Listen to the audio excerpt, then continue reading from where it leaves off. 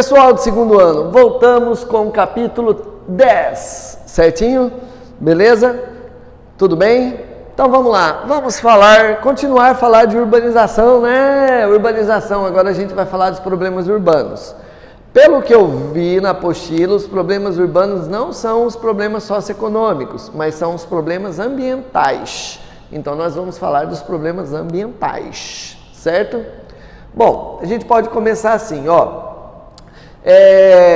A estrutura da apostila é uma estrutura boa para estudar. Por quê? Porque você está dividindo os assuntos de forma bem isolada. É a melhor forma para estudar. Eu vou dar uma outra proposta. Eu vou conectar os assuntos que tem na apostila, certo? Olha só que facinho. Lá está assim, poluição atmosférica. O que é poluição atmosférica, professor? É a emissão de gases na atmosfera. A emissão de partículas sólidas na atmosfera, beleza? Então, as práticas industriais das cidades, né? De cidades industrializadas. Não é qualquer cidade. Nós estamos mesmo a falar das cidades com parques industriais antigos. Porque se for parque industrial recente, já pega as indústrias de alta tecnologia e elas não poluem, teoricamente, certinho? A princípio não poluem, certo? Aqui elas poluem. Beleza? Então você tem um parque industrial antigo nessa cidade e essas cidades, ao longo do tempo, elas atraíram muita gente. Então, geralmente, são cidades muito grandes também, que inclusive já estão até perdendo as indústrias, né, para outros lugares menores, certo? Então, você tem aí uma queima de combustível combustível fóssil bastante grande também, pela intensa circulação veicular nessas cidades. Então, você pega aí cidades industrializadas e cidades de industrialização antiga e cidades que têm grande fluxo veicular, beleza? Veja bem, então poluição atmosférica é o que? É a emissão de gases na atmosfera, basicamente isso, tá? Antigamente os países ricos eram os que mais emitiam, hoje os países ricos eles levam a fama, mas os países pobres é que vem aumentando muito o ritmo da emissão, por causa do seu processo de industrialização tardio. Quiçá, por exemplo, não é? Por exemplo, a China, certinho? Vamos lá. O que a poluição atmosférica pode gerar de problemas? Bom, pode gerar de problemas de uma forma direta, né? Você pode já associar a problemas de saúde da população, você pode gerar poluição atmosférica com aquecimento global, né? E por aí vai. Mas vamos focar dentro da cidade, certinho? Então vamos lá. Pode gerar dois problemas. O problema agravado pela inversão térmica, então a poluição atmosférica agravada pela inversão térmica e a poluição geradora de chuva ácida. O que é a inversão térmica? Veja bem, o que é normal, gente? Normal, em qualquer lugar, é o ar mais quentinho ficar próximo da superfície e o ar mais geladinho ficar longe da superfície, ficar lá no alto, certo? Isso é o normal. O ar mais quentinho dilata, sobe e o ar mais geladinho desce, certo? Formando uma convectiva atmosférica, que na verdade vai dispersar a poluição que essa região eventualmente produz. Agora, na inversão térmica você já tem o seguinte, o ar mais frio está embaixo e o ar mais quente está em cima. O ar mais quente leve já está em cima, ele não consegue descer. E o mar frio, mais denso, mais pesado já está embaixo, ele não consegue subir. E aí vai ficar estacionado o ar, ó, ar frio e ar quente, estacionado. Aqui estamos nós. A emissão dos poluentes não vai conseguir, o poluente não vai conseguir se dispersar, porque o ar vai estar estagnado, vai estar parado. E você vai ter um acúmulo de poluentes próximo da superfície. Professor, e o que isso gera? Isso gera duas coisas muito importantes para a prova. Perda de visibilidade, porque poluentes em maior quantidade próximo da superfície são partículas sólidas em suspensão próximo da superfície. Imagina, você vai ter o quê? Você vai ter mais partículas sólidas na sua frente. Você vai perder a visibilidade. Beleza. e a visibilidade vai atingir o extremo, quando, junto com a poluição, tiver também umidade. E aí a umidade e a poluição vão entrar numa reação e vai criar uma visibilidade opaca, praticamente você não vai ver nada. Quando isso acontece, é chamado de smog, certo? Se for na geografia, vai chamar smog.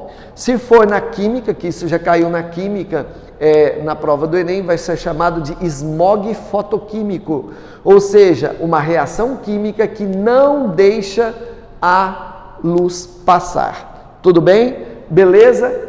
Agora, olha só uma coisinha bonita de uma prova da FUVEST. Em janeiro, 80 pessoas entraram nas UPAs ali da região metropolitana de São Paulo para receber um excedente de oxigênio, certo? Por problemas respiratórios. Em julho, no mês corrido, foram mais de 250 pessoas. Veja bem, por que aumentou? Por causa do inverno. Julho é inverno em São Paulo. Inverno, inversão térmica, maior concentração de poluentes próximo da superfície faz com que haja maior incidência de doenças respiratórias. Asma, enxaqueca, pneumonia, bronquite, renite e tudo que é it que você pode perceber aí. Certinho? Viu como é facinho? Tranquilo, né?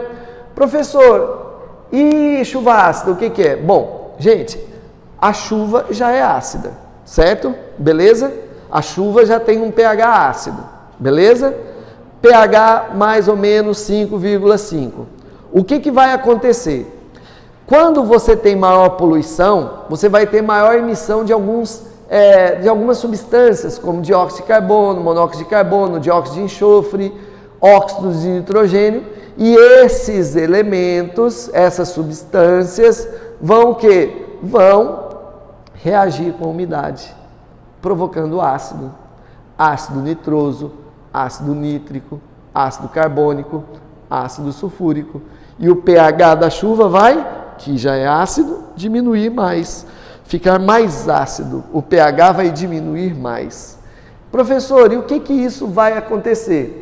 Bom, olha só, primeiro efeito corrosivo. Pensa em monumentos históricos, certo? Pensa agora na pedra utilizada por maioria dos escultores, pedra-sabão, pH base. pH base, onde tem chuva ácida, com pH base das construções, vai gerar uma reação muito famosa, que é a reação ácido-base, que vai acabar gerando como consequência umidade, água, E o quê? E um sal. Viu que facinho? Viu como é tranquilo? E você vai ter um processo acelerado do efeito corrosivo nesta região. Beleza? E o que mais? E a acidificação dos rios. O rio tem lá o seu pHzinho, recebeu chuva ácida, vai ficar mais ácido. Pode matar os peixes, os pequenos peixes. Os grandes podem se afastar, afetando a pesca, inclusive. Lagos, aí isso daí morre, quase tudo mesmo, E o solo pode ser inviabilizado. Inclusive, caiu no Enem uma questão dizendo assim, se o solo é ácido, o que você tem que fazer? Você tem que adicionar calcário num processo chamado de calagem, que era a alternativa do Enem. Certinho? Beleza? Professor, o que é uma ilha de calor? Ilha de calor, já o nome já diz, Pensa numa ilha. Uma porção de terra circundado por água. Pensou? Ilha. Eu comprei uma ilha lá em Angra dos Reis. Eu vou para um lado da ilha, o que tem? Água. Para o outro lado, água. Para o outro lado, água. Para o outro lado, água. Pronto. Então eu tenho uma ilha isolada por água. Certo? O que é uma ilha de calor? Também chamado de microclima urbano. É a cidade que é um núcleo de calor em relação à circunvizinhança, que deve ter uma temperatura menor. Certinho? Por que isso acontece, professor? Por vários motivos. O primeiro motivo é que o verde é substituído por concreto e asfalto. Você tira o verde, ou seja, a natureza, e coloca prédio, pavimenta o solo, asfalto solo, casa em vez de árvore, prédio em vez de árvore. Pronto. O albedo é diferente desses materiais. Esses materiais, eles absorvem mais energia, retêm mais energia. Inclusive, gente, quando você tem uma cidade numa região plana e você vai pavimentar, asfaltar, por exemplo, você vai impermeabilizá-lo. O que vai acontecer? Vai provocar cheias, certo? Que é um outro problema que a cidade tem, as inundações urbanas. Aí o que o sujeito faz para evitar as inundações? Eles criam bueiros e galerias subterrâneas, certo? A água que cai na superfície, ela vai diretamente para essas galerias internas, saindo rapidamente da superfície.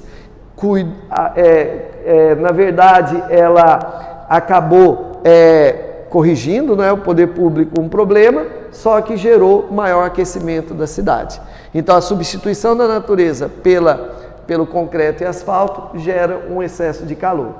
Emissão de gases estufa na cidade é maior, então retém mais calor, beleza? É só você imaginar assim, ó, tem mais carros circulando, tem mais atividades industriais, mais gases estufa dentro do meio urbano, certo? E, inclusive, ilha de calor acontece muito em cidades grandes, viu? Em cidades pequenas já não é tanto. E outra coisa, verticalizar, certo? Verticalização. Imagina, quando você queima o dedo, o que você faz? Você assopra, para você tirar o excesso de calor, beleza? Então imagina, a natureza assopra o excesso de calor, a poluição para outro lugar. Só que quando você verticaliza a cidade, você cria um obstáculo opaco à circulação do vento. O vento diminui ou desaparece e a concentração de poluentes e o calor fica concentrado na cidade. Você quer fazer um teste? Faz assim, você estuda no seu quarto, abre a porta e abre a janela do seu quarto. Você não vai sentir tanto calor. Por quê? Porque o vento vai circular e o excesso de calor produzido pelo quarto vai embora. Certo? Agora, pode manter a janela aberta, fecha a porta. Você vai bloquear a circulação do ar. Você vai sentir mais calor. Faz esse teste aí na sua casa que você vai ver que a circulação do ar tira o excesso de calor. Beleza? Vamos continuar? Professor, país pobre tem um problema típico, né, deles, né? Que é falta de saneamento básico. Sim, falta de saneamento básico. Sem recurso, sem saneamento básico ou incompleto. O Brasil tem saneamento básico? Tem, incompleto. Como que eu percebo isso? Rede de esgoto incompleta, os dejetos de uma cidade são encaminhados, canalizados para o rio. É a forma mais barata, porém incorreta, de cuidar, né, dos dejetos urbanos, certo? E é lógico que ambientalmente é uma catástrofe, né? Beleza, então, como os rios são nossos irmãozinhos, são nossos vizinhos, os rios são muito afetados. Aqui no Brasil tem muito rio, né? Então foque no rio. Então, falta de saneamento básico, o esgoto doméstico, a poluição urbana vai ser encaminhada para os rios. Como é esgoto doméstico que a gente está tratando, o que você pode perceber? Que se o rio tiver águas paradas ou tiver águas muito lentas, né, você vai o quê? Você vai ter um processo de perda de oxigenação dessa água por causa das bactérias que vão multiplicar nesse ambiente. Isso é chamado de eutrofização. Isso daí, com certeza, vocês vão ver em biologia. Beleza? Certinho? E o lixo, professor? Bom, o lixo é facinho. Bom, você tem que ter duas visões de lixo. Você não precisa estudar lixo. Não precisa estudar. Você precisa estudar, eu vou estudar lixo. O lixo não é assim que estuda. Você tem que estudar dessa forma. São duas questões que caem. O lixo, ele tem a ver com consumo, é por isso que os países ricos que mais consomem produzem mais lixo, certo? E o lixo é um problema urbano que deve ser solucionado. Então você tem que estudar a solução dada ao lixo, certo? O manejo do lixo. Eu vou dar algumas soluções para vocês. Primeira coisa, para você entrar direto e de forma correta na questão, você tem que ver qual tipo de lixo, certo? Vamos lá. Se for lixo nuclear, você queima? Não. Você joga ali no saquinho do Mateus e joga ali na rua, ali no lixeiro? Não. Você tem que guardar, armazenar, lacrar, concretar, chumbar, por causa do risco de contaminação radioativa. Certo? Então, olha só, lacrou. Você viu lá em Goiânia, o Césio 187, o pozinho azul, meio avatar, o povo pegou uma placa, né, de raio-x, abriu e começou a passar o pozinho azul. Pesquisa isso em casa. O problema do Césio 187 lá em Goiânia. Jogaram na rua como se fosse lixo comum. Pegaram, abriram a placa e começaram a passar o pozinho, a distribuir o pozinho azul. Lindo o pozinho, né? Mas era lindo e perigoso. Certinho? Beleza? Lembra que em física, o material radioativo, ele tem o quê? Ele tem tempo de meia-vida. Então é por isso que você tem que isolar até dar o seu tempo de meia-vida. Certinho? Beleza? Ó, vamos lá. Isso é hospitalar. Gente, hospitalar é doença, é contagioso, transmite doença. O que você vai fazer? Você vai pegar e vai incinerar. Queima, queima, queima, queima. Certinho? Lixo doméstico. Esse daqui é o que mais cai. Lixo doméstico. O que você faz? Meu Deus, eu comi uma pizza ontem. Ai, eu comi uma pizza, sobrou 2 pedaços, eu não gosto de guardar, joguei fora no lixo, certo? E o papelãozinho, aquela caixinha da pizza, joguei no lixo. Tá errado, meu filho. Primeiro que não pode jogar comida fora. Segundo, você jogou tudo no mesmo lixo, você poderia fazer uma coleta seletiva. Pensou? Por quê?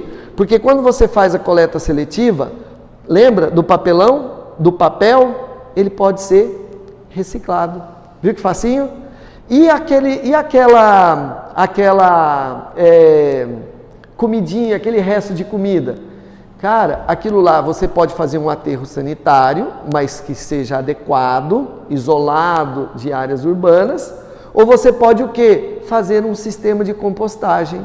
Viu que facinho? Então, olha só. Vidro, recicla. Barra de ferro, recicla. Papelão, plástico, recicla. Papel, recicla. Resto de pizza, pode enterrar. Matéria orgânica, enterra. Não é? É o famoso aterro, certo? Sanitário. Um lugar isolado, que não deprecia bens imobiliários, né? Patrimônio dos outros. Dá lá longe, né? Com forma de cuidado. Lixão nunca, lixão é coisa ruim, certo? E aí, o que mais? Ou você faz a técnica de compostagem. Viu como é facinho? Beleza? Até mais, a gente volta para os outros assuntos posteriormente. Abraço!